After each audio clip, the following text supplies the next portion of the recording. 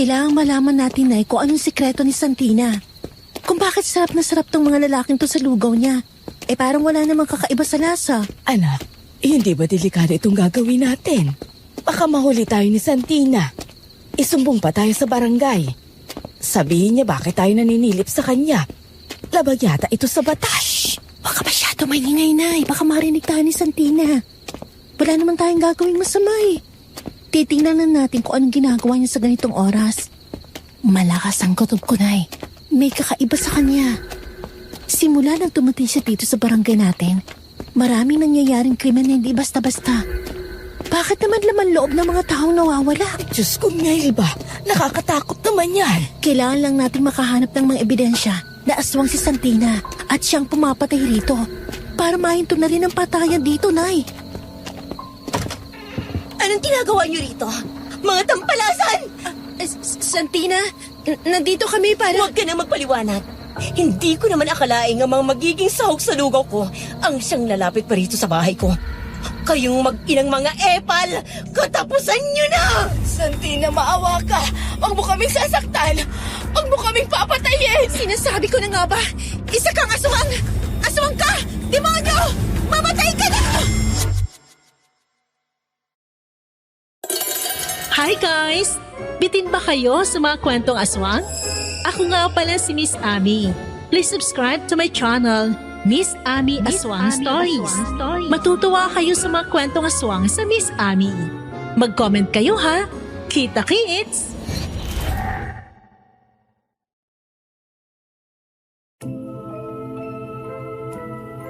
Magandang araw po sa lahat ng ating tagapakinig. Bago po tayo magsimula, nais ko lamang ipaalam na nitong mga nakaraang araw ay may ilang channel na lumalabas at kinokopya o ninanakaw ang ating mga content. Kaya't hinihiling po namin ang inyong tulong na i-report ang mga ito. Ilan sa kanila ay Gabi ng Lagim, BDK Pinoy Creepypasta, Bulong ng Gabi, at Kwentong Dilim Verse.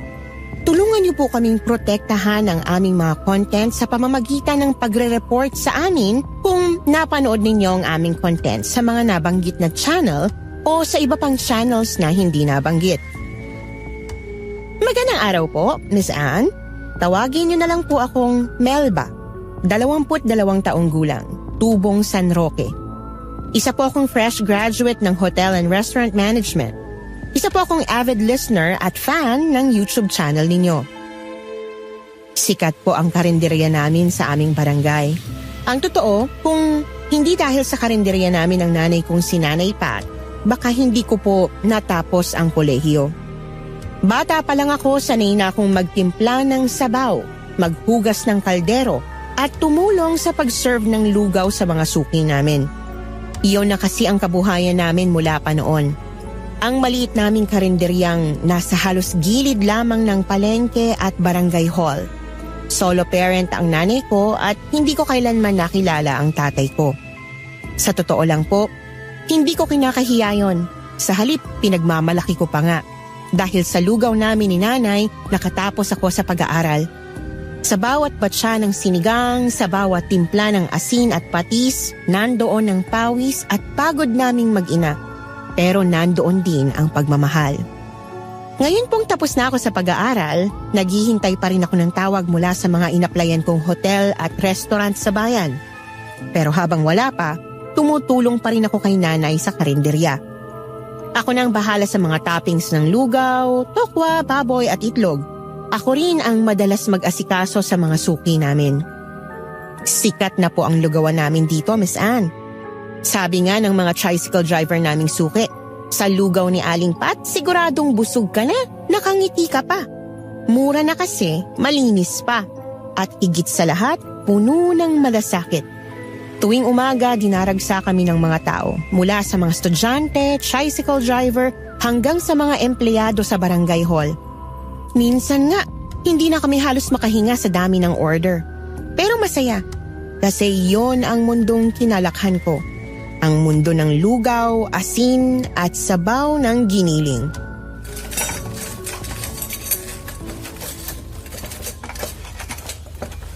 Ay naku, Melba. Katatapos lang ng lunch at Kagaya ng dati, sold out na naman tayo. Lalo na yung lugaw mo. Ubos hanggang huling patak ng sabaw. Kasi Nay, alam mo naman specialty ko talaga yung lugaw. Pero mukhang kailangan na naman natin magluto para sa merienda. Ang dami na namang nagpa-reserve kanina. Oo nga anak. Ayusin mo na yung kalan mamaya. Ako na muna sa palengke. Pero bago yan, kumusta na pala yung mga inaplayan mong trabaho? Nagpasa na ho ako ng resume sa mga hotel at restaurant sa buong Capiz. Baka sakali may tumawag na kahit isa sa kanila. Gusto ko na rin kasi makapagtrabaho. Para naman may pandagdag tayo sa puhunan dito at makapagpa-renovate na rin ng mas malaking kainan. Huwag mong madaliin anak. May tamang oras para sa lahat. Hindi mo kailangang ma-pressure. Basta tuloy lang sa paghahanap. At habang wala pa, nandito pa naman ang karinderya natin. Alam ko, Nay. Pero minsan naiisip ko rin, baka hindi ako tanggapin kasi wala pa akong experience. Abay, kung experience ang hanap nila, sabihin mo mula pagkabata, marunong ka na magtimpla ng lugaw na pinipilahan ng buong barangay. Hindi lahat nagtapos ng HRM may ganitong karanasan, no? Oo nga, Nay. Siguro nga dapat ipagmalaki ko rin yun. Tama. At kahit saan ka mapunta, huwag mong kakalimutan. Dito mo unang natutunang magpasaya ng tao sa simpleng pagkain. Salamat, Nay. Sige, lutuin ko na yung para sa merienda. Baka maubusan na naman tayo. Yan ang anak ko. O sige, ako na muna sa palengke. Huwag mong kalimutan yung patis ha. Hindi ko makakalimutan yun, Nay. Hindi kumpleto ang lugaw pag walang patis. Alam mo, Melba, kanina sa palengke, ang dami nagkukwentuhan tungkol sa bagong dayo rito sa atin. Babae raw, mga kaedad mo siguro, mukhang taga Maynila dahil sa paraan ng pananamit. Ay nako, halos lumuwa na ang dibdib at sobrang ikli ng shorts. Ha? Talaga, Nay? O baka naman naiinitan lang. Ang init pa rin kasi kahit bare months na, oh. Anak, iba na yung suot niya. Sabi ni Aling Puring, napalingon daw lahat ng mga lalaki sa tapat ng bakery nang dumaan yung babae. Wala pa raw isang linggo dito, pero usap-usapan na sa buong barangay. Hay nako, Nay. Normal na lang naman yung mga ganyan damit sa panahon ngayon. Sa Maynila, halos ganyan ang uso. Crop top, short shorts, walang big deal. Ewan ko sa inyong mga bata ngayon. Pero dito sa atin, malaking bagay yon. Alam mo naman ang mga tao rito, konserbatibo pa rin. Konting pakita lang ng balat, pinagchichismisan na. Siguro nga kasi, bihira sila makakita ng ganun dito. Pero baka naman maayos yung babae, Nay. Huwag muna tayong manghusga. Sana nga anak. Pero hindi ko rin maiwasan magtaka. Sabi ni Aling Tasing, nagbabalak daw magtayo ng negosyo yung babae. Hindi pa nga lang malinaw kung ano. Baka tindahan o salon. O baka lugawan din katulad natin. Huwag mo nga pangkitin yan, Melba. Kapag lugawan din ako, baka mabawasan ang suki natin. Hay, Nay, huwag ka mag-alala. Kahit magtayo pa siya ng 10 lugawan, walang tatalo sa lugaw natin. Aba dapat lang. Pero sige, titingnan natin. Iba rin kasi ugali ng mga taong galing Maynila. Mga sopistikada, malakas ang dating.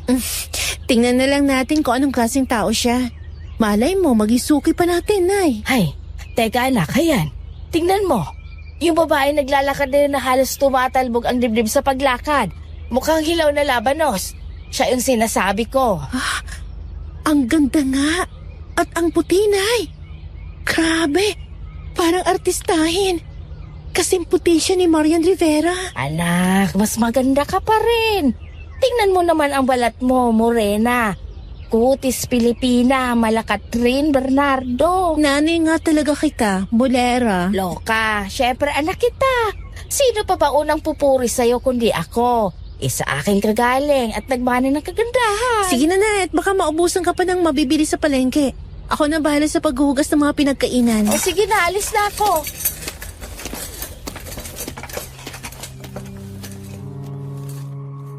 Miss Anne, 1 linggo na ang lumipas mula ng unang ikwento ni Nanay ang tungkol sa babaeng dayo sa amin. Akala ko noon, chismis lang talaga. Pero isang gabi, habang nasa bahay na kami, bigla siyang nagkwento.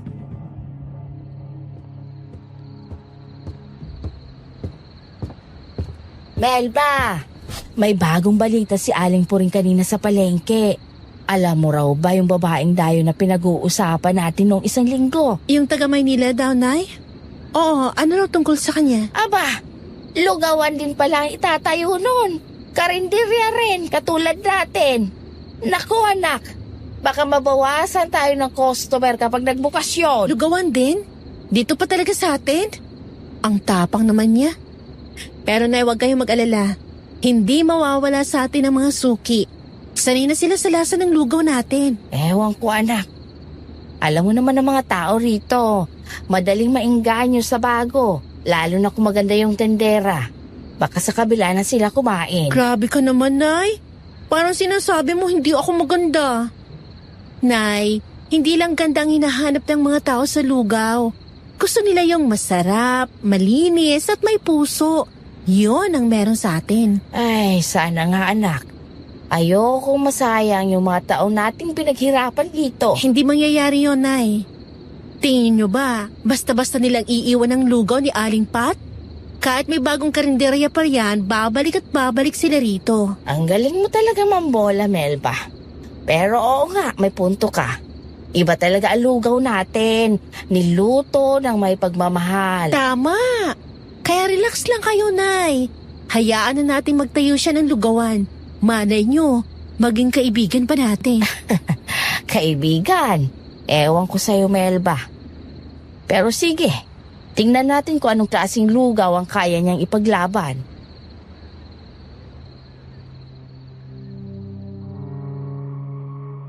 Miss Anne, isang araw habang abala kami ni Nanay sa karinderya dahil maraming parokyano, may pumasok na bagong mukha.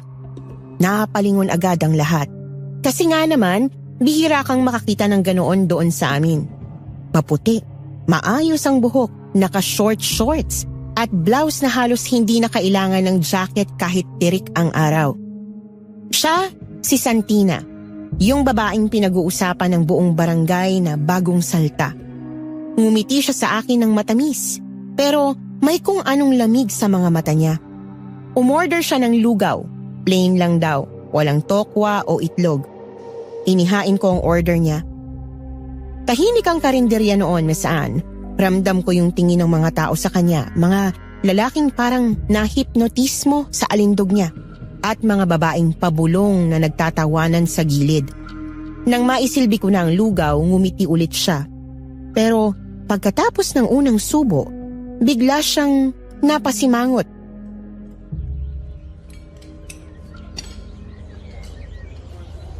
Ito na yun? Ito na ba yung lugaw na sinasabi nilang pinipilahan? Opo, Miss. Baka lang po hindi tugma sa panlasa nyo. Pero marami na sasarapan sa lugaw namin. Hindi tugma sa panlasa ko. Diyos ko, parang tubig lang to. Sa Maynila, kahit sa tabi ng MRT, mas malasa pa yung lugaw doon. Pasensya na po, Miss. Iba-iba naman po talaga ang panlasa ng tao. Kung ako sa inyo, dagdagan nyo ng konting arte. Lagyan man lang ng presentation. Hindi yung ganito. Lugaw na parang pang-barangay lang. Ganun po talaga dito, Miss. Simple lang. Ang mahalaga, malinis at nakakapusog. Simple? Di kayo ng simple. Baka kaya mura kasi kulang sa lasa. Salamat pa rin po sa pagdaan, Miss. Sana sa susunod, mas magustuhan nyo na. Hindi na siguro. Pero good luck, ha? Mukhang kailangan nyo yung sinasabi ko.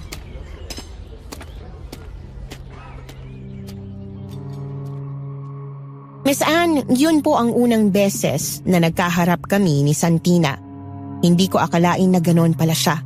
Maganda nga, oo, pero matalim ang dila. Hindi ko alam kung ano ang mararamdaman ko noon, Miss Anne. Para akong binuhusan ng malamig na tubig. Kasi ilang taon na naming pinaghirapan ni Nanay yung karinderya. Ito na ang bumuhay sa amin. Tahimik akong nakatayo sa likod ng counter, pilit na ngumiti. Pero sa totoo lang, ang sakit. Hindi dahil nilait niya ako, kundi dahil ginawa niya yon sa harap ng mga taong araw-araw naming pinagsisilbihan. Pero laking pasasalamat ko na lang po kasi hindi ako pinabayaan ng mga suki namin. Pagkaalis ni Santina, sinabi naman ng mga parokyanong kumakain na masarap naman ang mga putahe namin, lalo na ang lugaw. Doon ako napangiti ulit, Miss Anne. Kasi kahit may isang taong bumatikos, mas marami pa ring naniniwala sa amin. Pero habang pinupunasan ko yung mesa kung saan siya umupo, hindi ko maiwasang mapaisip. Bakit ganoon ang naging dating ni Santina? Parang may ibang layunin. Hindi lang basta customer na nagreklamo. May kung anong kakaibang lamig sa presensya niya.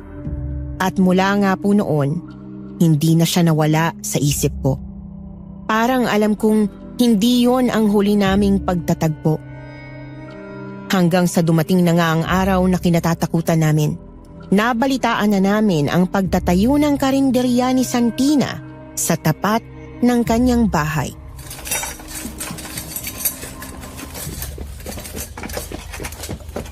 Melba, may balita ako. Nagtayo na ron ng karinderya yung Santina na yon. Doon mismo sa tapat ng bahay niya. At lugaw rin ang paninda. Lugaw din, Nay. Aba, hindi talaga nagpapahuli yung babae na yun, ano? Oo, anak. Sabi ni Aling Taseng, ang daming tao ron ngayon.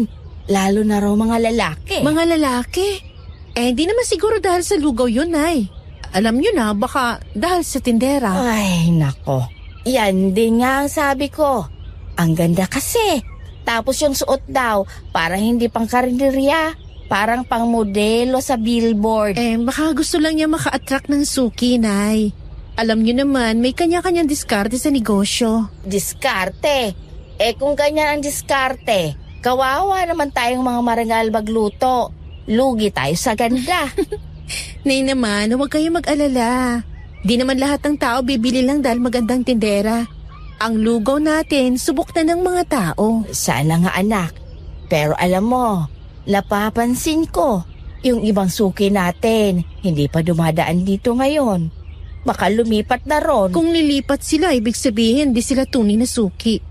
Pero babalik din yun, Nay. Walang tatalo sa lasa ng lugaw natin. Sana nga, Melba. Kasi kung lugaw din ang labanan, sigurado akong tayo pa rin ang panalo. Tama yan, Nay. Basta tuloy lang tayo. Malay nyo, pagkatapos ng ingay, balik din sa atin ang mga tao.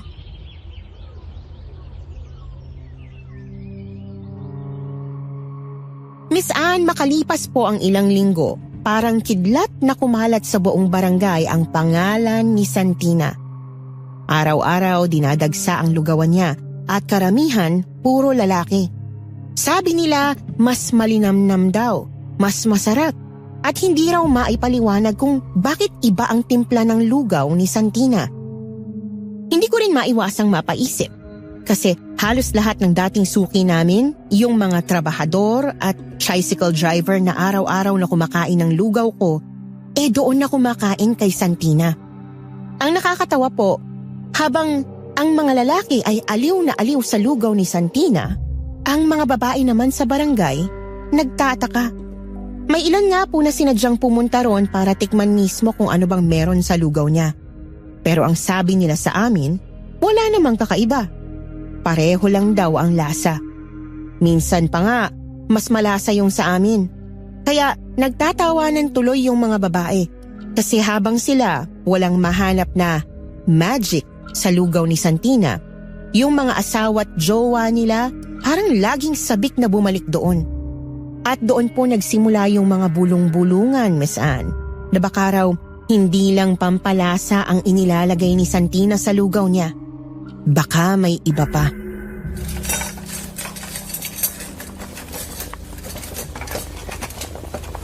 Anak, alam mo, palagay ko, hindi lang lugaw ang pinupuntahan ng mga lalaki ron kay Santina. Ano po ibig niyo sabihin, Nay? Kasi naman anak, kung lugaw lang talaga ang dahilan, bakit puro lalaki ang nandun? Aba, kahit si Mang Berting na may rayuma, araw-araw na raw kumakain doon. Parang nabuhay bigla at tuhod. Nay, baka naman talaga masarap yung lugaw niya. Masarap? O baka siya mismo ang masarap kung tawagin ng mga lalaki? Hay nako, baka nilalandi lang yung mga customer kaya bumabalik-balik. Nakita mo naman kung paano siya manamit. Kulang na lang, pati kaldero niya mag-miniskirt. Nay talaga. Pero oo nga, napansin ko rin. Medyo iba talagang dating niya. Akala mo laging pupunta sa mall eh. Alam mo, naisip ko nga. Gusto ko sanang bumili ng lugaw niya para lang tikman kung ano bang pinagkakaguluhan. Pero parang naaasiwa ako eh. Baka isipin pa ni Santina na minamanmanan ko siya. Ay, wag nanay. Baka lalo pa tayo mapagchismisan. Alam mo naman dito sa atin, mabilis kumalat ang salita. Tama ka dyan. Pero kailangan natin gumawa ng paraan, anak. Sayang ang mga suki natin. Kung ganito pa rin, baka tuluyang lumipat sa kanya. Alam niyo, Nay, paano kung magdagdag tayo ng bagong specialty? Parang lugaw espesyal ni Aling Pat. May toppings, may itlog na maalat at chicharon pa sa ibabaw. Ay, magandang ideya yan. Dagdagan din natin ng libreng sabaw para sa mga suki. Yung tipong mapapasabi silang iba talaga sa karinderya ni Melba. Oo, tapos tuwing Sabado, gawin nating buy one take one sa lugaw. Pwede rin tayo magpatugtog ng mga kanta para mas masigla ang dating ng lugar natin. Abay, mukhang maganda yan, anak. Para rin di lang mga babayang lumalapit sa atin. Pati mga lalaki, bata at estudyante. Mas maingganyo. Tama, Nay. Hindi na natin kailangan tapatan si Santina sa ganda o sa suot niya. Tatapatan natin si Salasa. Yan ang anak kong Melba. Pagdating sa lugaw, walang tatalo sa atin. Tingnan natin kung hanggang saan ang magic ng Santina na yan.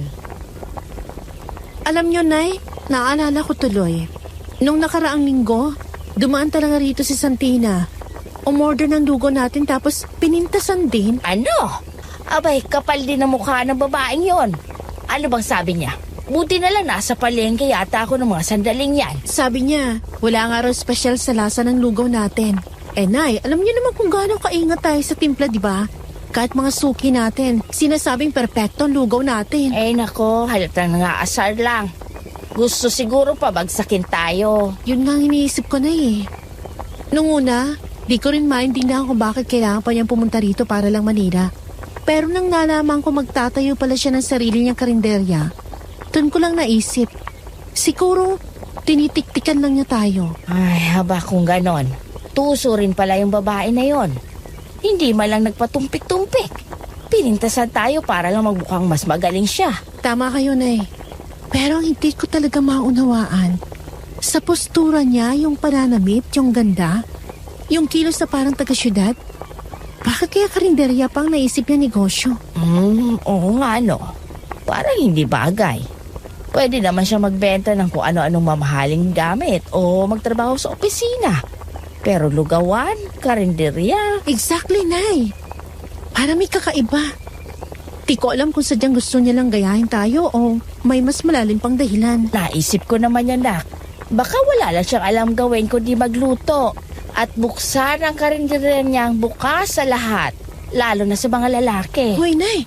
Parang narinig ko na yan sa pelikula. Pero seryoso, kailangan natin mag-step up. Siguro kaya niya tayo kinukumpetensya ay dahil nalaman niyang malakas ang negosyo natin dito.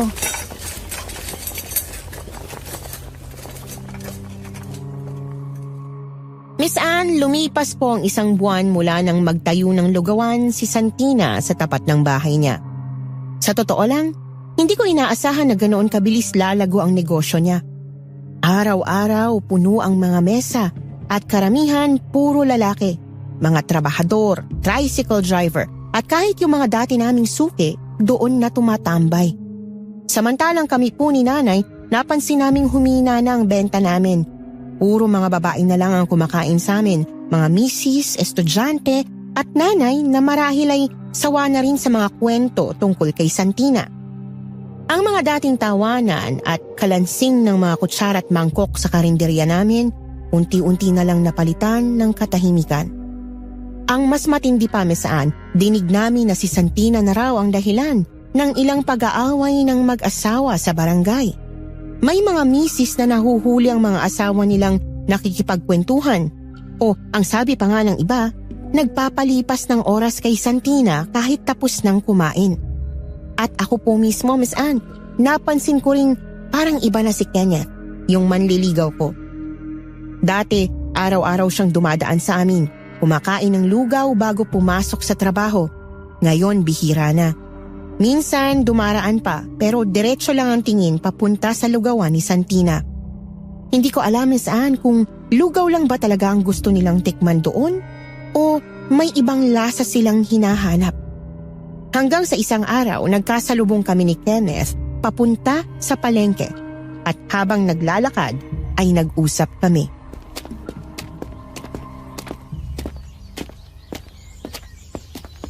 Kenneth, napansin ko di ka na masyadong dumadaan sa karinderya namin. Dati araw-araw kang nandun.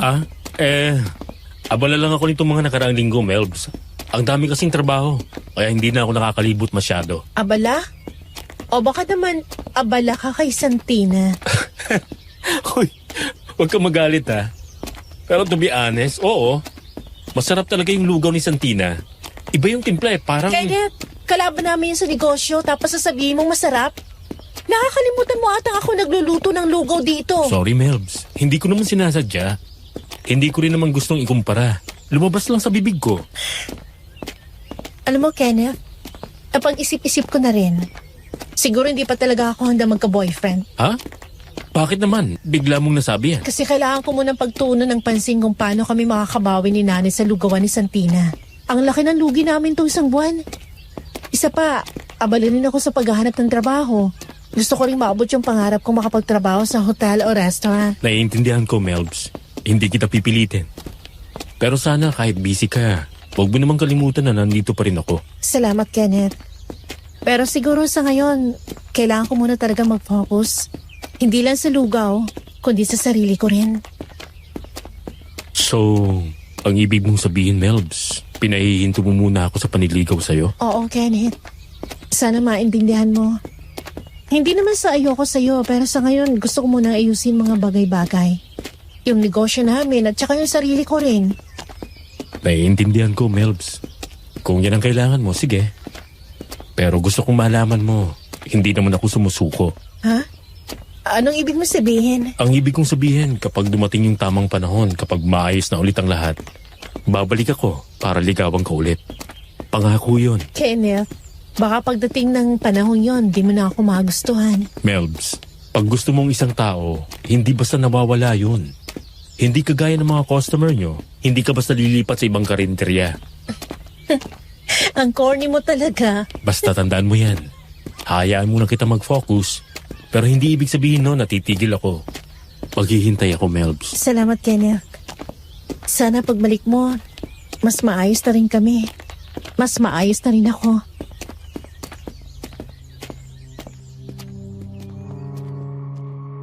Miss Anne, matapos po yung pag-uusap namin ni Kenneth, hindi na po siya muling dumaan. Wala nang kumustahan, wala nang tawag-tawag, at wala na rin akong balita sa kanya. Pero siguro nga po tama yung desisyon ko. Kasi simula noon, mas nakakapag-focus na ako sa kung ano talaga ang dapat kong unahin.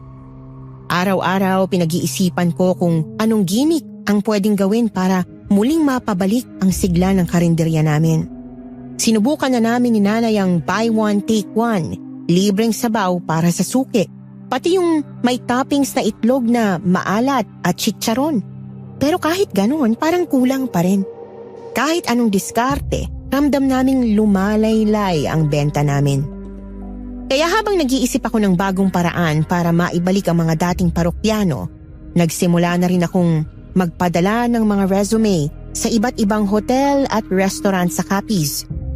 Naiisip ko na rin kasi, Miss Anne, kailangan kong magkaroon ng backup plan. Hindi ko naman po sinasabi na sumusuko na ako sa karinderya namin, pero iba na kasi ang nangyayari nun. Hindi na tulad ng dati. Wala na yung mga dating nakangiting bumabati, yung tawanan habang kumakain ng lugaw sa tanghalian. Minsan nga, kahit nasa harap ako ng kalan, napapaisip ako. Baka nga hindi lang negosyo ang niluluto ng tadhana ko. Baka may panibagong simula na rin akong kailangang paghandaan. Hanggang isang araw, Miss Anne, isang balita ang bumulabog sa aming lahat.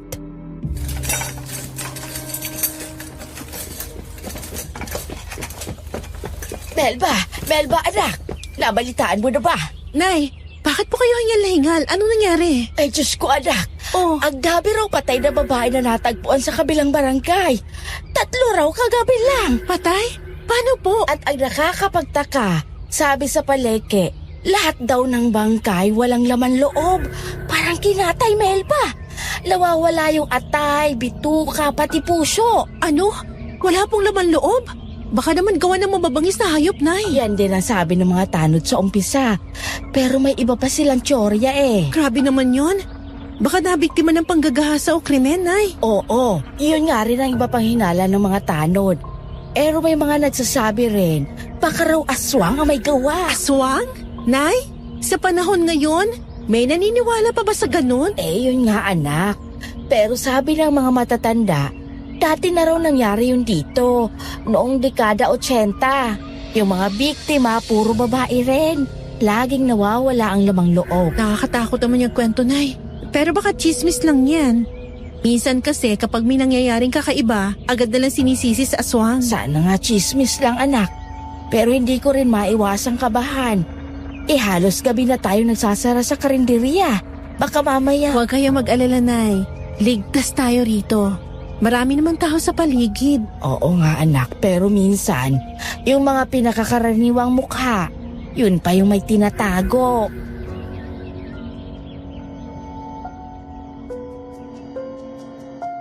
Miss Anne, halos araw-araw na po kaming ginugulat ng mga balita. Parang hindi na natatapos ang mga ulat tungkol sa mga pagpatay, lalo na sa mga babae. Kung hindi sa barangay namin, sa katabing barangay naman, laging pare-pareho ang kwento. Natagpo ang patay, walang laman loob at kadalasan, gabi ang oras ng insidente. Minsan nga po ayaw na nga po ng mga tao na lumabas kapag lumubog na ang araw.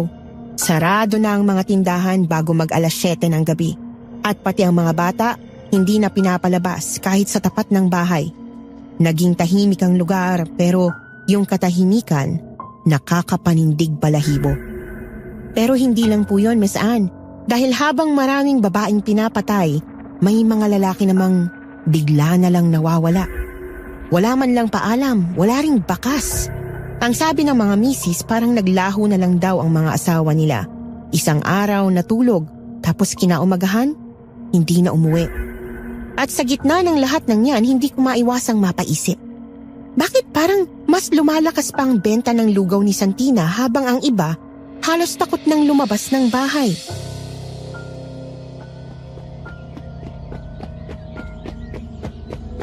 Diyos ko, Melba! May natagpo ang 5 babaeng wakwak ang katawan sa kabilang barangay.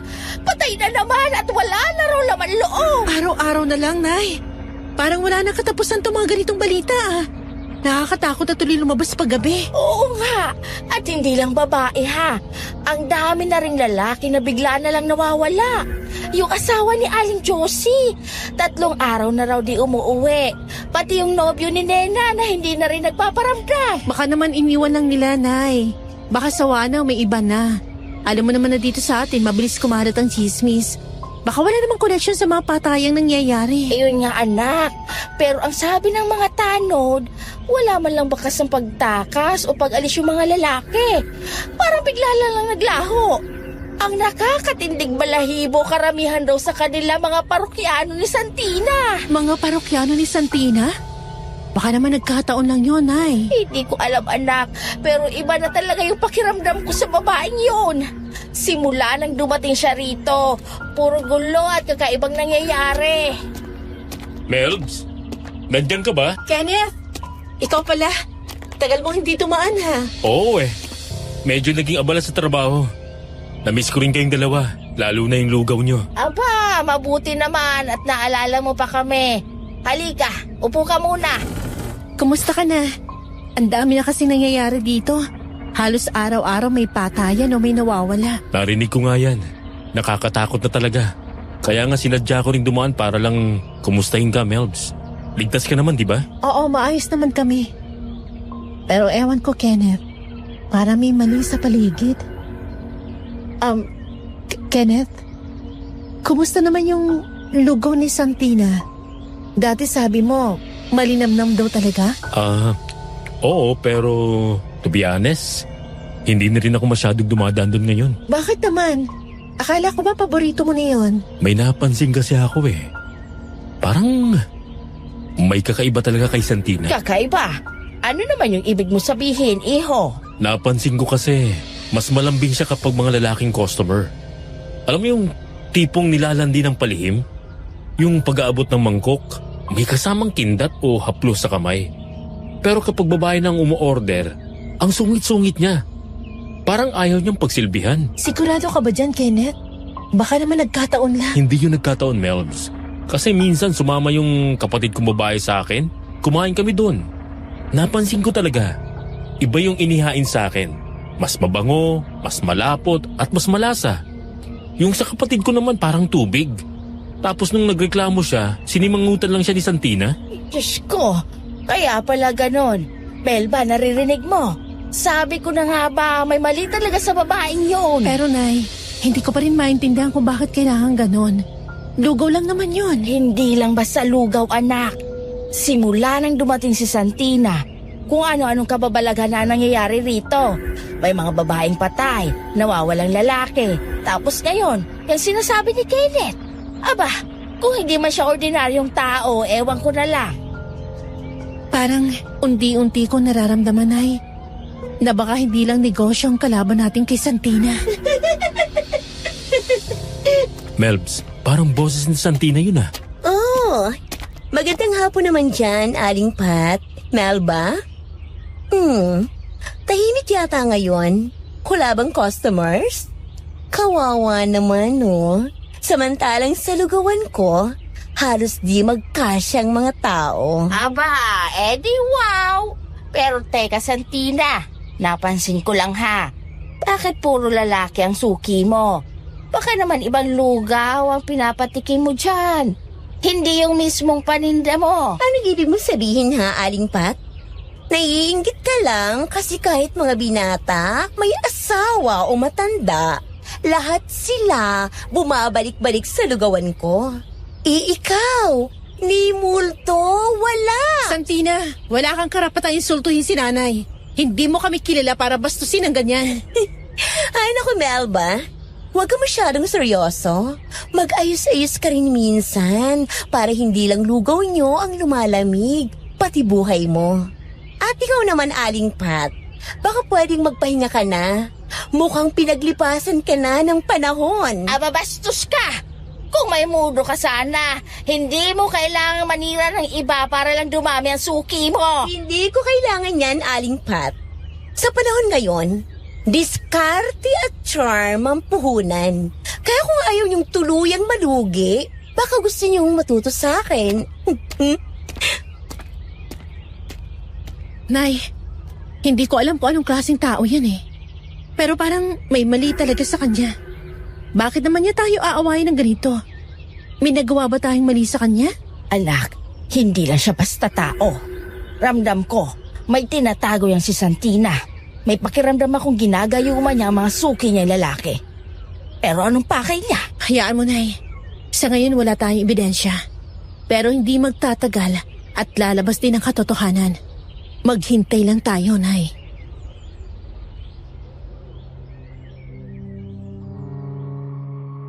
Simula po noon, Miss Anne, isinama ko na sa plano ko ang pagmamanman kay Santina. Hindi ko alam kung bakit, pero may kutob akong hindi siya ordinaryong babae. Tuwing gabi pagkatapos naming magligpit ni nanay, nananatili akong gising. Tahimik lang ako sa loob ng bahay.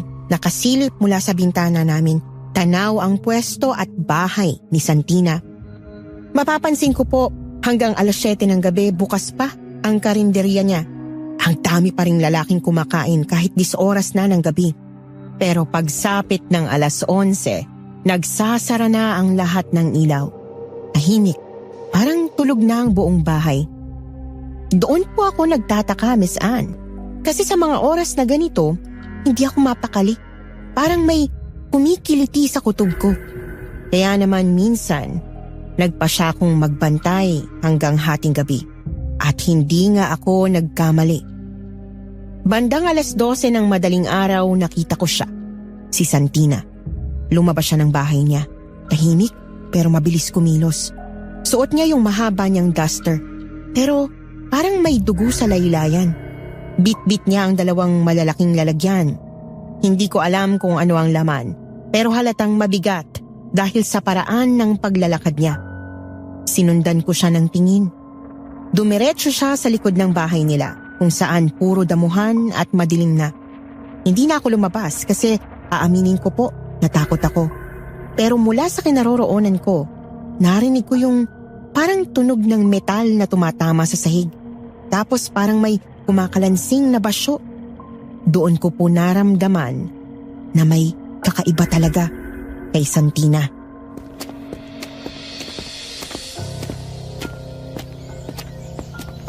Kenneth, may ikikwento ako sa iyo pero sana huwag mong isipin na nababaliw ako ha. Ha? Ano yun, Melbs? Ang seryoso mo Kagabi nagbantay ako kay Santina. Gusto ko lang talaga malaman kung anong ginagawa niya sa mga ganitong oras. Kasi Kenneth, 12:00 na ng gabi. Lumabas siya ng bahay niya. May dala siyang 2 malaking lalagyan. Parang mabigat. Tapos may bakas ng dugo sa lilayan ng duster niya. Ano? Dugo? Sigurado ka bang dugo yun, Melbs? Baka naman mantika o sabaw ng lugaw. O baka naman namalingki na siya para sa isasahog niya sa mga paninda niya. Hindi ako nagkakamali, Kenneth. Iba yung nakita ko. Hindi lang yung itsura ha, pati yung pakiramdam. Parang may malamig na dumaan sa katawan ko habang pinapanood ko siya. Tapos dinala niya yung malalagyan sa likod ng bahay nila sa may damuhan. Grabe. Baka may tinatago talagang si Santina. Pero teka, paano mo malalaman kung ano yung nasa loob ng mga lalagyan kung hindi mo susundan? Yan din ang naisip ko. Kaya naisip kong bantayan ulit siya mamayang gabi. Pero hindi ko kaya mag-isa eh. Kenneth, samahan mo naman ako. Ha? Mamayang gabi? Delikado yun, Melbs. Paano kung may masamang mangyari sa atin? Kenneth, kailangan kong malaman kung anong ginagawa niya. Simula nang dumating siya rito, puro kababalagan ang nangyayari. Mga patay, mga nawawalan na lalaki. Hindi ba nakakapagtaka yun? Sige, Melbs. Kung yan talagang gusto mo, sasamahan kita. Pero mag-iingat tayo, ha? Magdala tayo ng flashlight at siguro kutsilyo man lang. Pang-depensa kung sakali. Oo, hindi tayo lalapit agad. Pagmamasid lang muna tayo. Kung makita natin may kakaibang ginagawa si Santina, saka na tayo magsasabi sa mga tanod. Okay, deal. Mamayang 11:00, maghihintay ako sa tapat ng karinderya nyo. Pero Melbs, sana mali ka. Sana hindi totoo yung iniisip mo. Sana nga, Kenneth.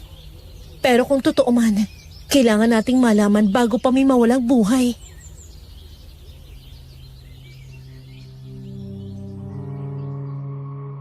Gaya ng napag-usapan namin ni Kenneth, sinundan namin si Santina kinagabihan. 11:00 pa lang, nagkita na kami sa tapat ng karinderya namin. Nakita namin si Santina lumabas ng bahay niya. Kagaya ng dati, bit-bit niya ulit ang 2 malalaking lalagyan. Mabilis siyang kumilos, parang kabisado niya na ang bawat hakbang kahit halos walang ilaw sa paligid. Sinundan namin siya ng dahan-dahan hanggang sa makarating kami sa dulo ng kalsada. Doon sa parte ng barangay na wala ng mga bahay, puro damuhan at punong kahoy na lang. Doon po siya tumungo, papasok sa kakahuyan. Medyo madilim, kaya halos magkauntugan na kami ni Kenneth sa kakasunod. Ramdam ko po ang kabog ng dibdib ko kasi kahit ayokong aminin, natatakot talaga ako. Pero mas malakas ang takot kong hindi malaman kung ano ang totoo.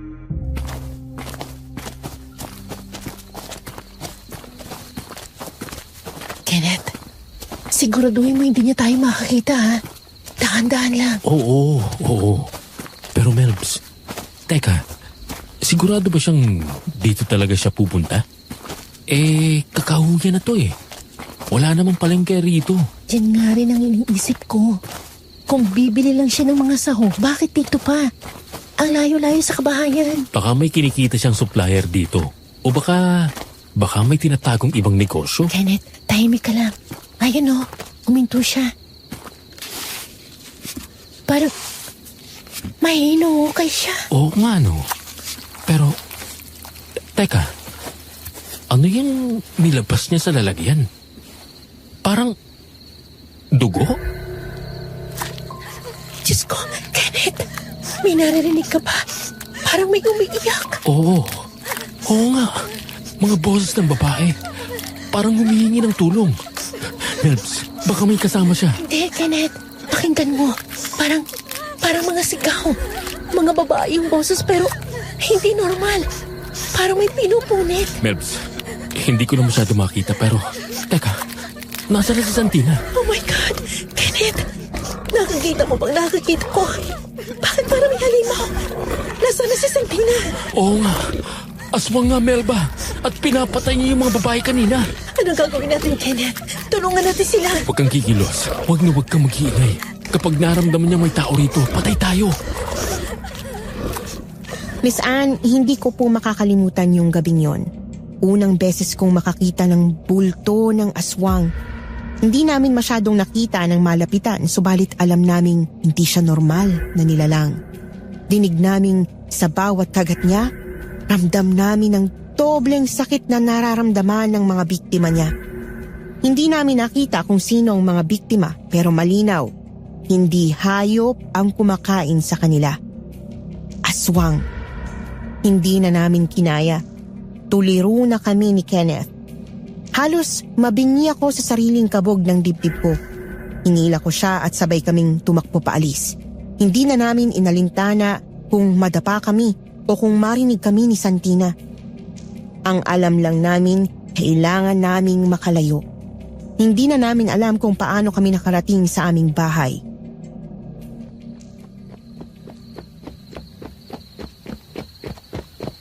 Melba, Kenneth, Diyos ko, saan kayo galing? 3:00 na ng madaling araw ah. Ano bang pinagagawa niyo sa 10 oras ng gabi? Nay, pasensya na. Hindi namin sinasadya. Sinundan namin si Santina. Ano? Sinundan niyo si Santina? Para saan, anak? Delikado yun ah. Alingpat, may nakita kami sa kakahuyan. Hindi namin alam kung paano namin ipapaliwanag pero may aswang doon. Ano bang sinasabi niyo? Sigurado ba kayo sa nakita niyo? Hindi namin sigurado, Nay.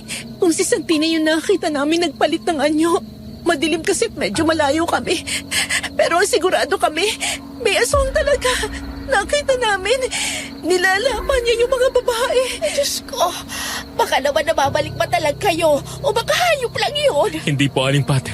Hindi yun hayop. Ibang-iba eh. Ang galaw, ang tunog, ang mga mata. Hindi yung galing sa mundong to. Nay, totoo ang nakita namin. Pero hindi ko pa rin kaya sabihin na si Santina ngayon. Wala kami nakita kung paano siya nagbago o nagpalit ng anyo. Ang alam lang namin, may halimaw sa kakahuyan. Anak, kailangan natin mag-ingat. Kung totoo ba yung nakita nyo, baka mapahamak tayo.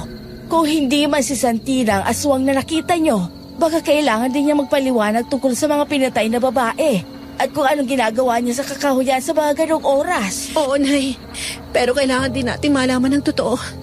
Dahil kung hindi si Santina yung aswang, baka mas malapit pa sa atin ang panganib kaysa sa inaakala natin. Alingpat, Melba, ayun o, si Santina. Bumalik na siya. Oo nga. Ang bilis ng lakad niya. Parang nagmamadali. Tingnan mo yung dala niya. Yung dalawang lalagyan. Ang bigat nun pero bakit dala-dala niya? Pareho pa rin. Pero parang mas mabigat na ngayon eh. Kenneth, baka laman niya ng mga biktima. Yan din ang iniisip ko. Kung si Santina nga ang aswang, baka yung mga lamang loob ng mga pinatay niya, isinasahog niya sa lugaw. Diyos ko, kaya pala sabi mo, mas masarap daw yung lugaw niya kapag lalaki ang kumakain. Baka dahil tao ang sangka. Nasusuka ako. Hindi ako makapaniwala. Pero kung iisipin mo mula nang dumating siya rito, sunod-sunod yung mga patayan. Tapos ngayon, nakita pa natin yung aswang sa kakahuyan. Kailangan nating ipaalam to sa mga otoridad. Hindi pwedeng manahimik lang tayo. Baka bukas may mawala na namang iba. Oo, Alingpat. Pero dapat mag-iingat tayo. Baka kung totoo ang si Santina yung aswang, tayo naman ang isunod niya. Pero kapag hindi totoo, baka naman madimanda tayo ng paninirang puri. Diyos ko, anong klaseng nilalang ka, Santina?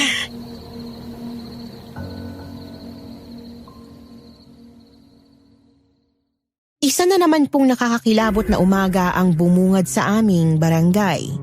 May mga ulat na naman ng mga pinaslang na babae. Parehong-pareho nung mga nauna. Wala pa ring laman loob at ayon sa mga kapitbahay, may ilan din daw na mga lalaking bigla na lang naglaho. Ang iba sa kanila, sabi ng mga misis nila, huli raw nakitang kumakain sa lugawan ni Santina. Habang lahat kami rito ay takot na takot, tila si Santina ay walang anumang nararamdaman. Araw-araw pa rin siyang nagtitinda ng lugaw, parang walang nangyari. Ang mas nakapagtataka, lalo pa dumarami ang mga lalaking parokyano niya. Lagi siyang nakangiti, nakapustura, at kung makatingin sa mga lalaking kumakain sa lugaw niya, parang may kakaibang titig. Hanggang isang araw, isang babaeng kaedad ni nanay ang napadpad sa aming barangay. Mukha siyang mayaman.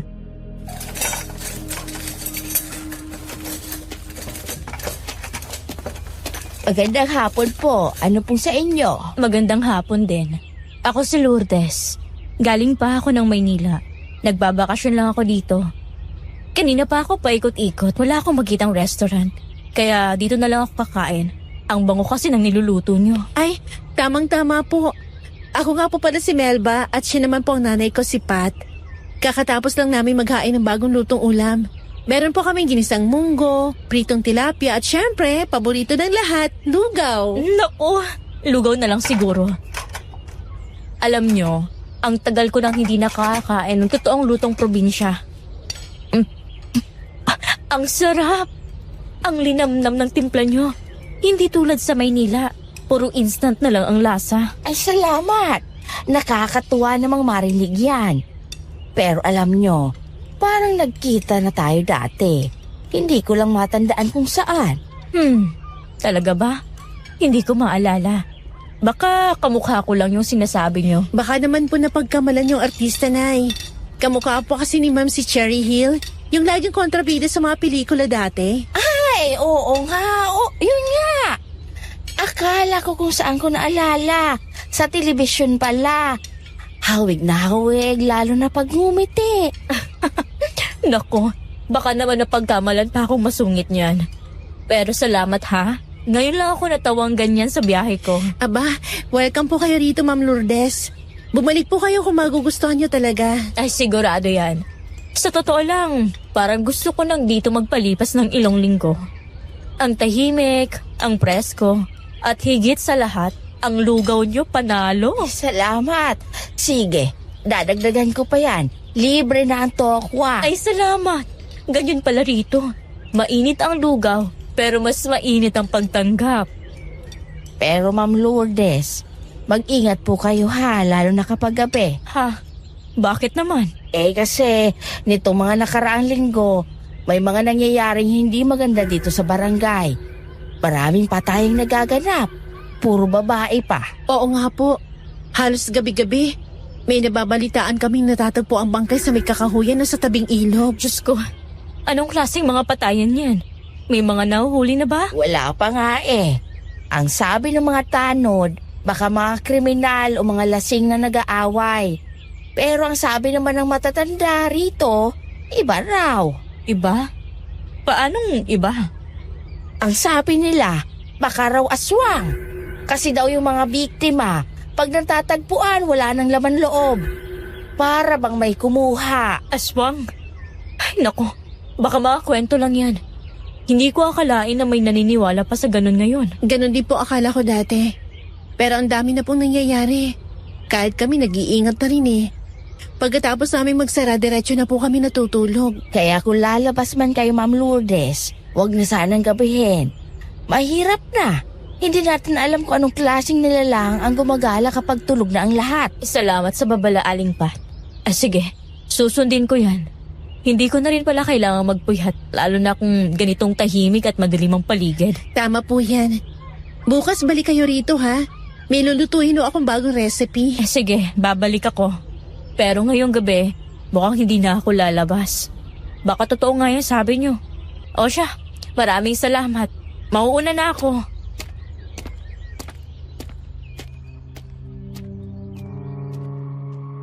Sa hindi inaasahang pagkakataon, Miss Anne, habang ako ay naglalakad patungo sa palengke, ay hindi ko naiwasang mapadaan sa tapat ng karinderya ni Santina. Nang mga sandaling yon ay nag-aayos siya ng mga lamesa. Nagtama ang mga mata namin, Miss Anne. Huminto ako at nakipagtitigan ako sa kanya.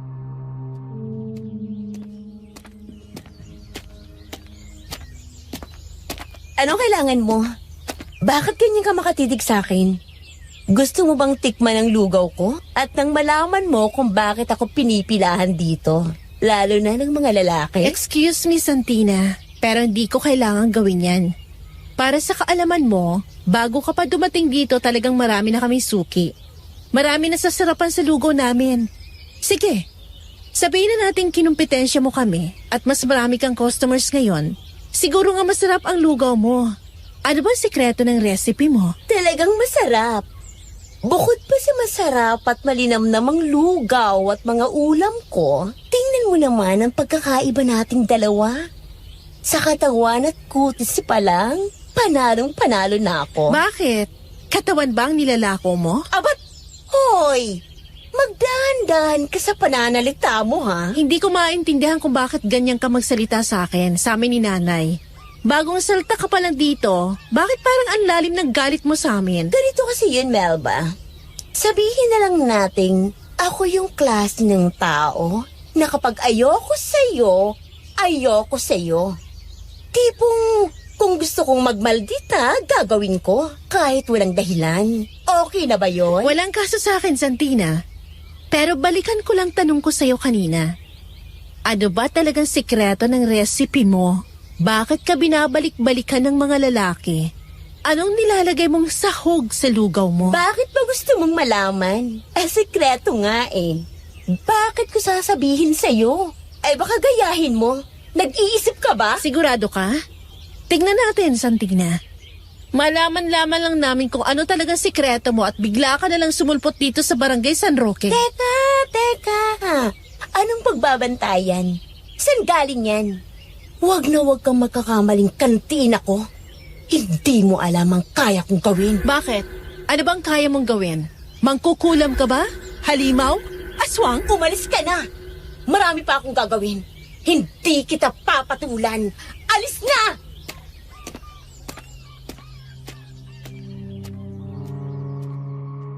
Kinabukasan po habang nag-aayos kami ni nanay ng paninda, napansin naming mula sa tapat na may bagong mukha sa karinderya ni Santina. Nang tingnan namin, si Ma'am Lourdes pala yun. Yung kumain sa amin at pinuri pa ang lugaw namin.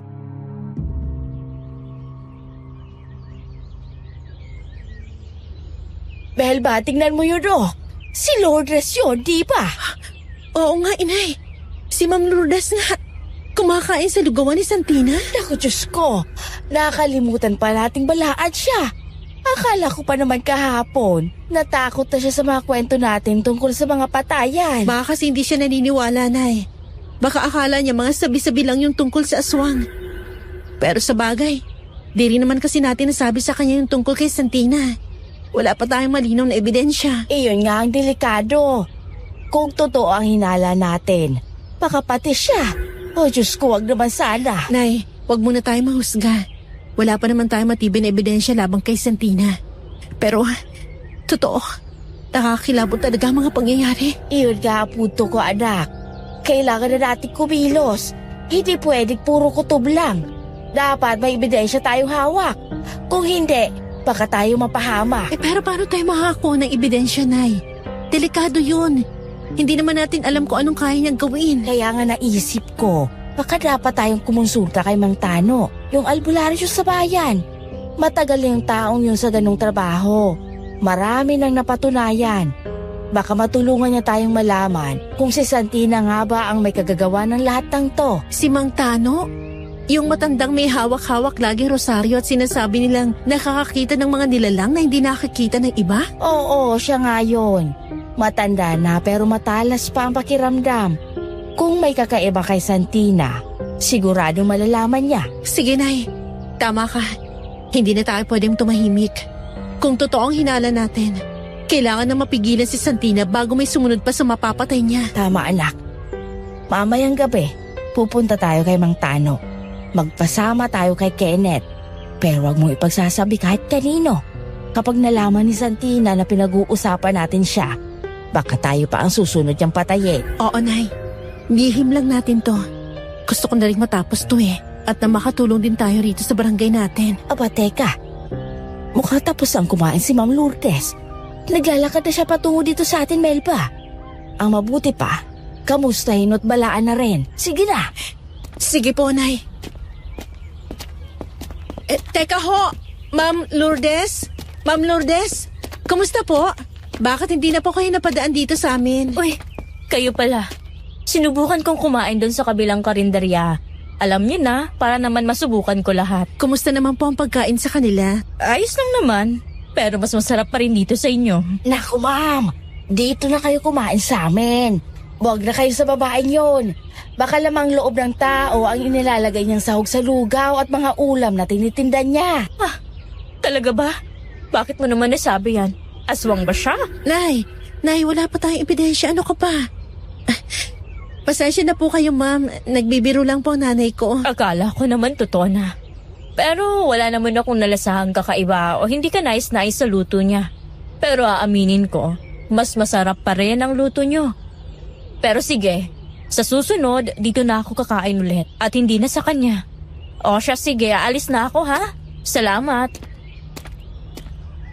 Anak, bakit mo naman ako pinigilan? Nay, gaya nga ng sabi ko, wala pa tayong ebidensya. Pupunta pa lang tayo kina Mang Tano. Isa pa, hindi pa tayo sigurado at hindi pa natin kilala si Ma'am Lourdes. Mahirap na magtiwala, baka ikwento niya sa iba na nagkakalat tayo ng chismis. Pwede tayong idemanda ni Santina kapag nagkataon. O sige, sabi mo eh. Basta mamayang gabi, magtungo tayo kay Mang Tano. Kumukulo ang dugo ko kapag nakikita ko yung Santina na yan. Bakit ganun ang pangalan niya? Tunog Satanas. Nay, ang blood pressure mo, ikaw talaga. Sige po.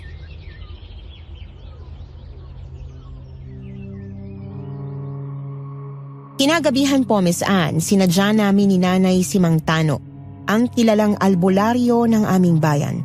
Kasama din namin si Kenneth. Nang kumatok kami, agad siyang lumabas na para bang inaasahan na niya ang pagdating namin. Hindi pa man kami nagtatanong, sinabi na ni Mang Tano na matindi raw ang nararamdaman niyang itim na enerhiya sa lugar namin.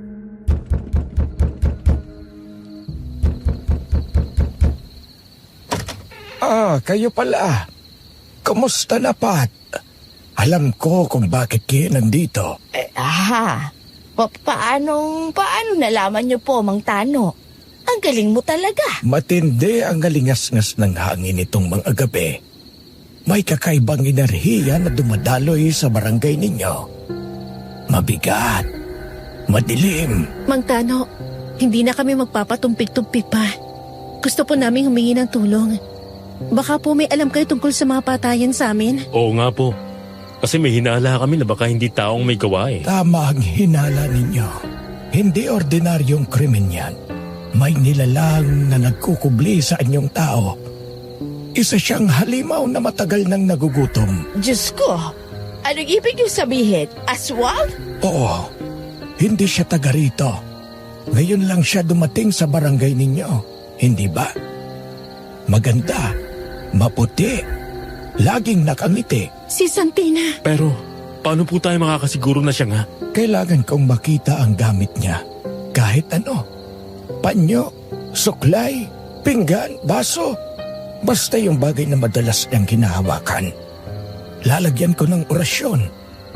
Kapag tumingkado ng itim ang usok mula rito, siya nga ang aswang. Nako, paano namin makukuha yun? Baka mahuli pa kami. Mag-ingat kayo.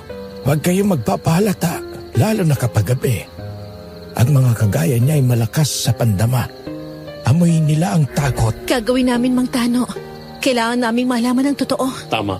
Hindi na pwedeng tumahimik. Kailangan na matapos to. Kung totoong ang siya ang halimaw, huwag ninyong haharapin ang walang proteksyon. Bumalik kayo rito oras na makakuha kayo ng gamit niya. Doon natin malalaman kung sino talaga si Santina.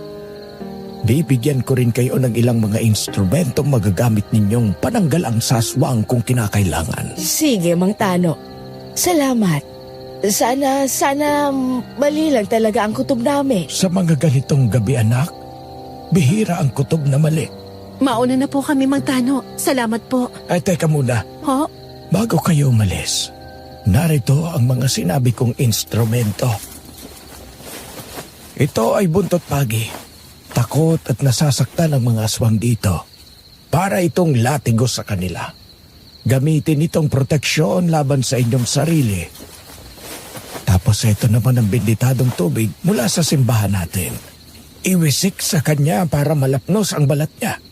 Kung sakali lang naman makaengkwentro ninyo ang aswang, walang masama kung magiging handa kayo.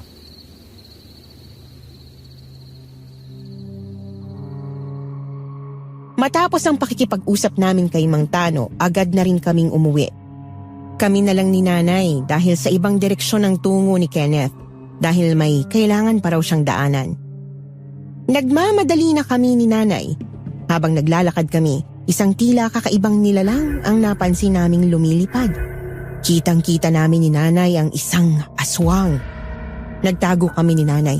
Napansin naming patungo ang aswang sa direksyon kung saan naroon ang bahay ni Santina.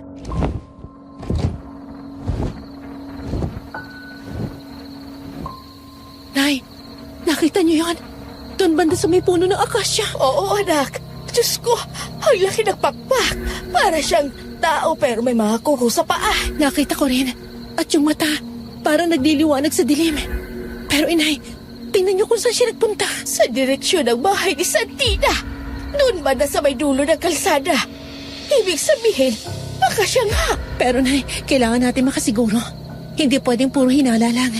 Kung si Santina nga yung nakita natin, baka may mabiktima na naman mamayang gabi. Anong balak mo? Kailangan natin silipin ang bahay niya. Hindi tayo lalapit ng malapit, nay. Doon lang tayo sa likod ng mga puno. Basta makita lang natin kung siya nga yung aswang na yun. Anak, delikado yan. Paano kung mahuli tayo? Hindi niya tayo makakita, nay. Magdadala ako ng flashlight. Pero tatakpan ko muna ng tela para hindi masyado maliwanag. Sandali lang to. Kailangan nating malaman ng totoo. Ay, Diyos ko. Belba, sana tama ka nga. Pero kung may mangyari, tatakbo tayo agad ha. Oo, inay. Pero ngayong gabi, malalaman natin kung sino talaga si Santina.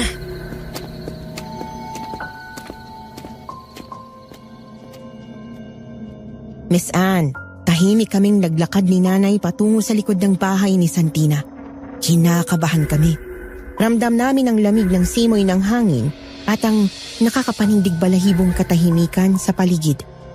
Tanging huni ng kuliglig at kaluskos ng mga dahon sa ilalim ng aming mga paa ang maririnig. Pagdating namin sa may bakod na gawa sa kawayan, dahan-dahan kaming sumilip. Kita namin ang loob ng bakuran ni Santina. Madilim, ngunit may bahagyang liwanag mula sa loob ng bahay. Unti-unti, dahan-dahan kaming pumasok.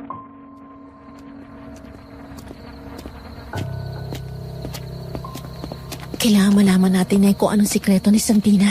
Kung bakit sarap na sarap itong mga lalaking to sa lugaw niya. Parang wala namang kakaiba sa lasa. Kailangan natin malaman kung siya ba ang aswang kanina. Anak, hindi ba delikado itong gagawin natin? Baka mahuli tayo ni Santina, isumbong pa tayo sa barangay. Sabihin niya bakit tayo naninilip sa kanya. O baka naman, baka tayo pa ang biktimahin kung siya talaga ang aswang. Diyos ko, ano bang laban natin sa mga demonyo? Shh! Huwag kayo masyadong maingay, Nay. Baka marinig tayo ni Santina. Wala naman tayong gagawin masama eh. Titingnan lang natin kung anong ginagawa niya sa ganitong oras. Kailangan nating malaman kung siya ba ang aswang, ang punot dulo ng krimen dito. Diyos ko, Melba, nakakakilabot naman yan. Kailangan lang nating makahanap ng mga ebidensya na aswang si Santina at siyang pumapatay rito para mahinto na rin ang patayan dito, Nay. Anong ginagawa niyo rito? Mga tampalasan! Santina, nandito kami para... Huwag ka na magpaliwanag. Hindi ko naman nakalaing ang mga magiging sahog sa lugaw ko ang siyang lalapit pa rito sa bahay ko. Kayong mag-inang mga epal! Katapusan niyo na! Santina, maawa ka! Huwag mo kaming sasaktan! Huwag mo kaming papatayin! Sinasabi ko na nga ba? Isa kang aswang! Aswang ka! Demonyo! Mamatay ka na! Miss Anne, natumba sa sahig ng bahay niya si Santina sa kagagawan ng aswang. Hindi namin alam kung bakit bigla siya nitong binalya. Nawala ng malay si Santina. Dinaluhong kami ng aswang, subalit hindi niya natuloy ang balak sa aming atakihin kami matapos namin siyang hagisan ng benditadong tubig na ibinigay sa amin ni Mang Tano. Kitang-kita namin ang pag-usok ng mukha at katawan ng aswang na parang napapaso. Agad kaming nagtatakbo, subalit hinabol kami ng aswang hanggang sa mapadpad kami sa kakahuyan. Kami na ang susunod na biktima. Nahinto kami sa pagtakbo ng matisod si nanay at natapilok sa labis na takot at sindak. Aray! Melba ang paa ko! Nay, okay ka lang ba? Bumangon ka na, baka maabutan niya tayo. Kapag naabutan tayo ng aswang, lalapain tayo niyan. Sandali lang ang paa ko. Paano may naipit na ugat? Hindi ako makatayo, anak. Nay, kailangan na natin makalis dito bago siya lumingon. Melba, ilabas mo yung buntot pangi. Yung binigay ni Mang Tano kanina. Yun daw ang pananggalang natin. Bilis! Heto na, Nay. Itaas mo yan. Itutok mo sa kanya. Sabi ni Mang Tano, hindi makakalapit ang masamang nilalang dyan. Santa Maria, iligtas mo kami. Maya-maya pa, lumapit na sa amin ang aswang at tipong aatakihin na kami. Malinaw na hindi si Santina ang aswang. Itinaas ko, Miss Anne, ang buntot pagi para hindi niya kami lusubin at saktan. Maya-maya pa, biglang nagpalit ng anyo ang aswang at bumalik sa pagiging tao. Laking gulat namin, Miss Anne, nang makita kung sino siya.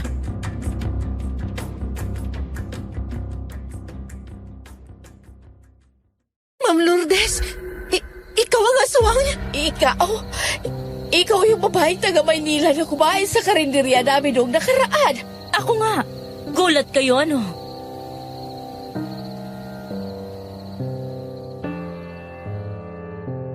Miss Anne, maya-maya ay nasa harapan na namin si Santina. Nakahabol pala siya. May dala-dala siyang malaking itak. Dugo ang itak, Miss Anne. Hindi namin alam kung bakit may itak siyang punong-puno ng dugo ng mga sandaling yon. Nagugulahan ako sa mga nangyayari. Hindi ko alam kung anong koneksyon sa isa't isa ni na Santina at Lourdes. Pero ang alam ko lang, nasa panganib ang buhay namin ni nanay at kailangan naming makawala sa kamay ng mga aswang na ito.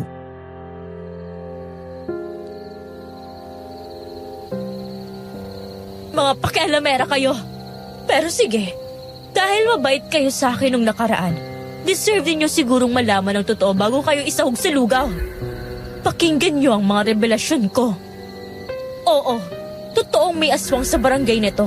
At ako yun, hindi si Santina, kagaya ng hinala niyo. Oo, alam kong mga naiisip niyo. Kasama yan sa kapangyarihan ko. Bakit mo ginagawa ito, Lourdes? Bakit kailangan niyong pumatay ng mga tao? Dahil gusto kong maghigante. Lahat ng mga babaeng pinapatay ko, sila yung mga taksid sa mga kasintahan nila. Sila yung mga iniiputan sa ulong mga asawa nila. Mga pabaya sa mga anak nila. Kailangan nilang mamatay. At itong mga lalaking hayop, mga lalaking taksil sa mga asawa nila, mga nananakit, wala silang karapatang mabuhay sa mundong to. Mga halimaw sila. Kaya kailangan din nilang maging halimaw. Hindi ba't ang ganda ng balak mong lipulin ng mga lalaki at babaeng mga walang kwenta? Wala kang karapatang bawiin ang buhay ng mga tao. Ano man ang kasalanan nila. Hindi ka lang halimaw. Isa kang baliw! Manahimik ka! Santina, patayin mo ng mag-inang to. Ngayon din, ikaw ang gumawa! Ako? Hindi mo ba muna lalapain kagaya ng ginagawa mo sa mga naging biktima mo noon? At ako lang ang kumukuha ng mga lamang loob nila. Hindi ko kayang pumatay, Lourdes! Nagre-reklamo ka? Gusto mong ikaw ang patayin kong babae ka? Parusa ko ito sa'yo dahil sa katangahan mo. Nabukod tuloy tayo ng dalawang to. Gawin mo na! Pero Lourdes, hindi ko magagawang pumatay. Sa lahat ng krimeng ginawa natin, ikaw ang lumuluri sa mga biktima mo. Wala akong ginagawa kundi kunin lang ang lamang loob nila para isahog sa lugaw at ipakain sa mga parokyanong lalaki. Pero hindi ko magagawang pumatay ng ganito. At nagre-reklamo ka na ngayon, ha? Kabit ng asawa ko? Tandaan mo, bumabawi ka sa mga kasalanan mo sa akin kaya ginagawa mo ito. Wala kang karapatang magreklamo dahil kung hindi, uubusin ko ang angkan mo. Hala! Patayin mo na sila! Santina, parang awa mo na. Huwag mo kami sasaktan ng nanay ko, Santina. Alam ko may kabutihan pa sa puso mo. Maawa ka. Hindi ka aswang. Hindi ka halimaw. Tao ka, Santina. May puso. Huwag mo kami papatayin. patayin, maawa ka! Santina, maawa ka! Huwag mo kaming patayin! May panahon pa para magbago! Lourdes, hindi ko kayang pumatay. Maawa ka. Maawa ka sa akin. Sa lahat ng mga ginawa kong pagtulong sa mga plano mo. Sa lahat ng paglalaro mo sa taong walang kamalay-malay. Sa palagay ko naman, napagbayaran ko na ang lahat ng mga kasalanan ko sa pamilya mo. Parang awa mo na. Gusto na! Mahinang nilalang. Kung ayaw mo, ako na lang ang gagawa. Pero tatapusin na rin kita. Wala ka ng silbi sa akin! Miss Anne muling bumalik sa pagiging nakakatakot na aswang si Lourdes at sinakal niya si Santina. Tulungan niyo ako! Tulong! Wala ka ng silbi sa akin! Papatayin na kita! Bitiwan mo siya, halimaw! Kami ang harapin mo! Melba, ang bitika ng tubig! Iwisik mo na sa kanya! Heto, nanay! Sige! Lasapin mo ang hapdi sa balatang binita ng tubig na to para sa lahat ng mga taong biniktima mo! Hindi niyo ako matatalo! Lalapain ko kayo! Melba, anak! Mag-ingat ka! Ikaw na ang target niya! Tumigil ka na, Lourdes! Katapusin mo na! Para sa lahat ng pagpapahirap mo sa akin! Habang hawak ko ang buntot pagi na ibinigay sa amin ni Mang Tano at hinahampas kay Lourdes, halos hindi ako makahinga sa takot. Pilit siyang lumalapit sa amin ni Nanay, naglalaway at sinasabing kami na raw ang susunod. Si Santina naman, ubod lakas na iniunday ang hawak na ita kay Lourdes hanggang sa mabitiwan siya nito. Maya-maya dumating sina Kenneth at Mang Tano kasama ang ilang barangay tanod. Si Mang Tano, hawak ang pana na may tudlang pilak. Bago pa muling makasugod si Lourdes sa amin, pinakawalan niya ang pana. Tumama ito sa dibdib ng aswang at sa isang iglap, napahinto siya.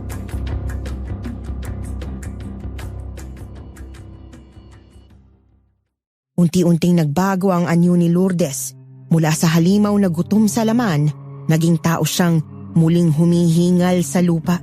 Nakatingin sa amin na parang nagmamakaawa.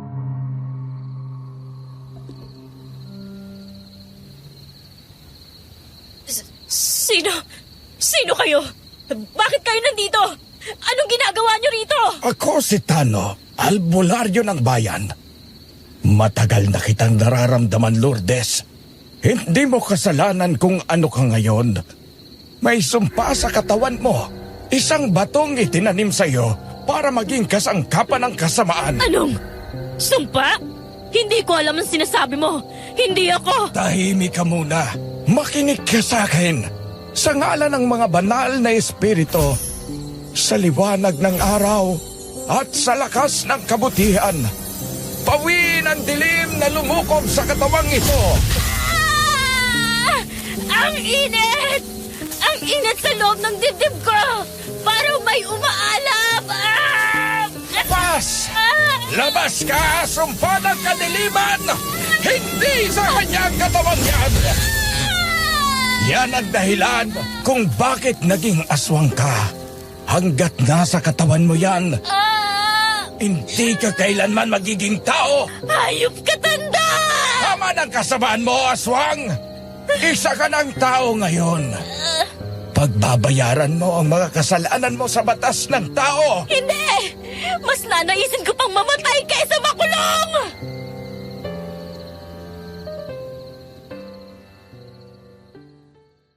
Miss Anne, kinuha ni Lourdes ang itak na ginamit sa kanya ni Santina at saka uundayan na sana ng taga ang sarili para tapusin ang sariling buhay.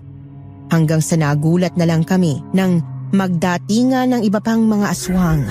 Mga lalaki at mga nasa 50 aswang ang nagsidatingan at nilapa nila si Lourdes na noon ay tao na. Nagkaluray-luray at nawakwak ang katawan ni Lourdes, kagaya ng ginagawa niya sa mga biktima niya. Ang mga dumating na aswang, sila ang mga lalaking madalas na kumakain sa karinderya ni Santina. At sila rin ang mga nawawalang lalaki sa barangay. Sa pamamagitan ng orasyon ni Mang Tano, napawalang bisa ang pagiging aswang nila.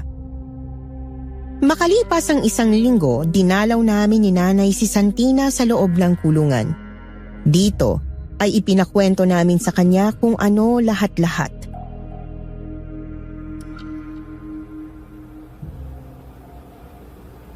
Hindi ko na kayang itago, Melba. Aling Pat, isa ako sa mga dahilan kung bakit nagkaroon ng mga patayan sa barangay. Pero hindi ako ang pumapatay. Anong ibig mong sabihin, Santina? Si Lourdes, siya ang tunay na aswang. Pero bago niyo ako husgahan, pakinggan niyo muna ako. Sige, ipaliwanag mo. Noon pa, bago ako napadpad dito, may relasyon ako sa isang lalaking may asawa. Pinangakuan niya ako ng maraming bagay. Iiwanan daw niyang tunay niyang misis. Oo, kabit ako. Pero hindi ko alam na ang asawa niya ay si Lourdes. Nang malaman niyang tungkol sa amin, pinuntay niya ako. Akala ko, haharapin lang niya ako bilang asawa ng lalaking mahal ko. Pero iba ang nangyari. Iba? Paanong iba? Sa harap ko mismo, nagbago siya ng anyo. Ang mga mata niya, nagkulay pula. Humaba ang mga ngipin at ang balat niya, nagkulay abo. Ipinakita niyang isa siyang aswang. Sinabi niyang papatayin niya ako at ang buong angkan ko kung hindi ko susundin ang gusto niya. Diyos ko, anong gusto niya? Inutusin niya ako magtayo ng karinderya. Sinabi niyang gamitin ko ang regalo niyang laway. Ilagay ko sa lugaw para sa mga lalaking customer. Kapag nakain nila, magiging alila sila ni Lourdes. Unti-unti silang magiging katulad niya. Mga nilalang ng gabi. Kaya pala halos lahat ng suki mong lalaki parang laging pabalik-balik sa'yo. Oo, dahil sa laway niya. Nilalagyan ko ng laway ng pagiging aswang niya ang lugaw para mahipnotismo ang mga lalaking suki at maging aswang na rin. Wala akong magawa. Bawat pagtanggi ko, binabantayan niya akong papatayin pati ang pamilya ko sa Maynila. Pero hindi lang yun. May mas malala pa. Ano pa? Ang mga babae. Kapag may babae siyang gustong patayin, ako ang inuutusan niyang kunin ang mga laman loob. Ginagamit kong sahog sa lugaw. Hindi ko gusto yun. Pero wala akong magawa. Nasa ilalim ako ng kapangyarihan niya. Diyos ko, Santina! Alam kong wala nang makakapagpatawad sa akin. Pero gusto kong malaman niyo, hindi ko pinili ito. Si Lourdes ang lahat ng ito. Siya ang tunay na aswang. At ngayon na wala na siya. Sana matapos nila ng sumpang ito. Pinatay ko si Lourdes dahil nabalitaan kong pinatay niya ang asawa niya, ang lalaking mahal ko. Wala nang dahilan pa para magpaalipin sa kanya. Hindi mo man siya pinatay, Santina. Tumulong ka sa kasamaan niya. Pero kung talaga nagsisisi ka, harapin mo ang ginawa mo. Tulungan mo kaming ibalik ang kapayapaan sa barangay. Oo, Melba. Gagawin kong lahat. Gusto ko na ring matapos ang bangungot na to. Alam kong kailangan kong pagbayaran ang mga naging kasalanan ko. Malaki ang kasalanan ko sa buong barangay. Pero Santina, may hindi ako maintindihan. Kung gusto lang niya magiganti, bakit pati mga babae pinapatay niya? Bakit parang galit siya sa lahat, lalaki man o babae? Sabi ng asawa niya, kasi may personality disorder si Lourdes. Psychotic siya, matagal na. Sinabi ng asawa niya dati na may iniinom siyang gamot, pero matagal na rin siyang tumigil. Nang mamatay ang anak nila, tuluyang nabasag ang isip niya. May restaurant sila noon, pero nalugi dahil hindi na naaasikaso ni Lourdes dahil sa kalagayan niya. Kaya pala gano'n ang mga mata niya. Parang lagi walang buhay. Oo. Galit siya sa lahat ng lalaki dahil sa asawa niya, sa pagtataksil, sa panloloko. Pero galit din siya sa mga babae, lalo na sa magaganda, sa mga inaakala niyang umaagaw ng atensyon ng mga lalaki. Para sa kanya, kasalanan ng mga babae kung bakit nagiging taksil ang mga lalaki. Kaya niya pinapatay ang mga babae at ginagawang parang alipin ang mga lalaki? Oo. Para sa kanya, yun ang hustisya. Ang mga babae dapat parusahan. Ang mga lalaki, dapat gawing halimaw para maranasan daw nila kung gaano kasakit mawala ng kaluluwa. Nakakatakot isipin na sa likod ng mukha ng isang tao, ganun kalalim ang galit. Kaya pala parang may bigat sa presensya niya. May kung anong hindi mo maipaliwanag. Wala na siyang awa, Aling Pat. Lahat ng yun, Ang lugaw, ang mga patayan, ang laway galing sa isip niya.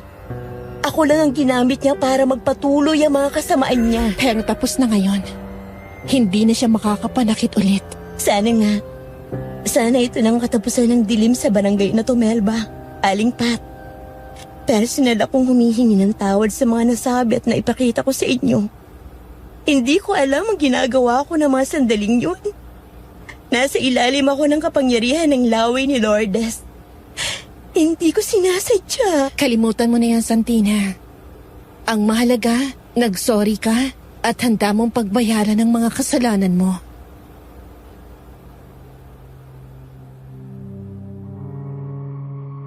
Matapos ang lahat ng kaguluhan, unti-unti ring bumalik ang katahimikan sa barangay San Roque.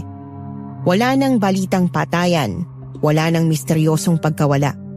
Parang nabunutan ng tinik ang buong baryo. Muling bumalik ang ngiti sa mukha ng mga tao. Kahit sa mga gabi, hindi na sila takot lumabas o maglakad pa uwi. Si Santina matapos umamin sa lahat ng pagkakasala ay nakulong. Pinagbayaran niya ang mga kasalanan niya bilang kasabwat sa krimeng ginawa ni Lourdes.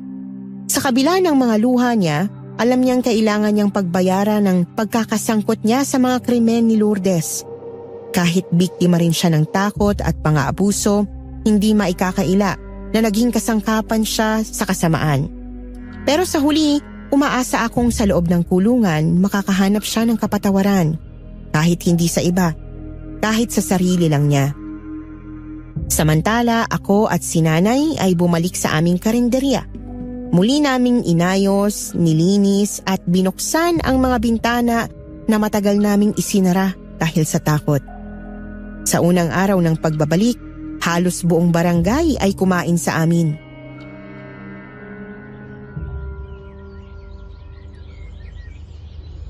Melba, pwede na ba ako manligaw ulit? Yan na naman ang tanong mo, Kenneth. Kasi dati sabi mo, magpo-focus ka muna sa karinderya nyo at sa paghahanap ng trabaho. Ngayon na maayos na lahat, baka pwede na magbago ang sagot mo. Oo, Kenneth. Pwede na. Totoo? Hindi mo lang ako inaasar, ha? Hindi kita inaasar. Napatunayan mo naman sa akin na mahalaga ako sa iyo eh. Sa lahat ng nangyari, hindi mo kami iniwan ni Nanay. Nandun ka kahit delikado. Kasi Melba, alam ko namang hindi lang lugaw ang masarap sa inyo eh. Pati puso mo. Special din. Naku, puro bola ka pa rin hanggang ngayon. Pero sige na nga, baka maubusan pa ng customers tong karinderya sa sobrang kilig mo. Basta tandaan mo, Melba. Ngayong pinayagan mo na ako, hindi na ako titigil. Patunayan mo, Kenneth. Pero ang masasabi ko lang, isa kang walking green flag.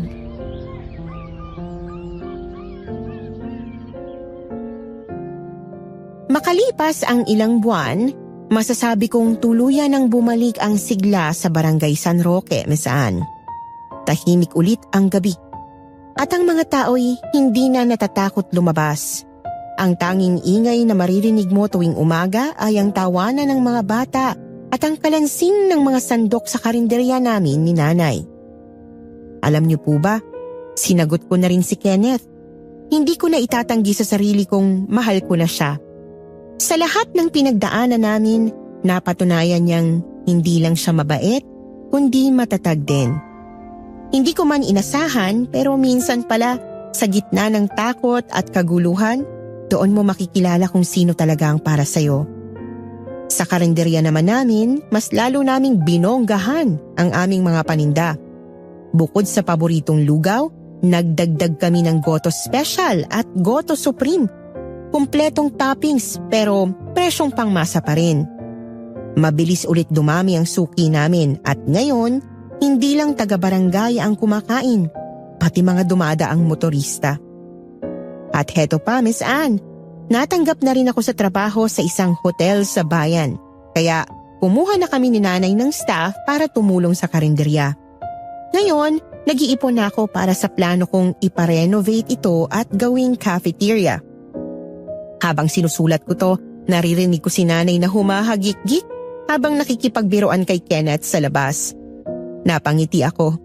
Minsan, iniisip ko kung hindi siguro dumating si Santina at si Lourdes, baka hindi namin matututunang pahalagahan ng ganito ang payapang buhay. Siguro nga, Miss Anne, minsan kailangan munang maranasan ng dilim para mas pahalagahan mo ang liwanag.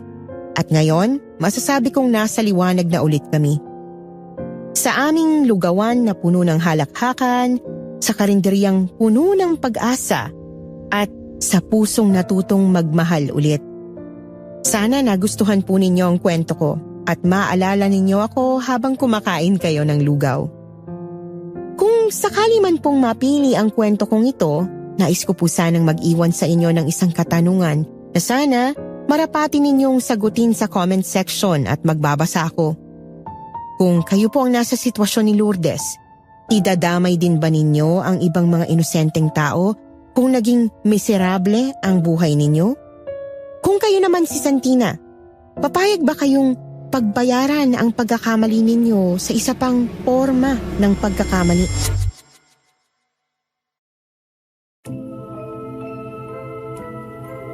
Maraming salamat, Melba. Tunay na nakakaantig ang iyong kwento.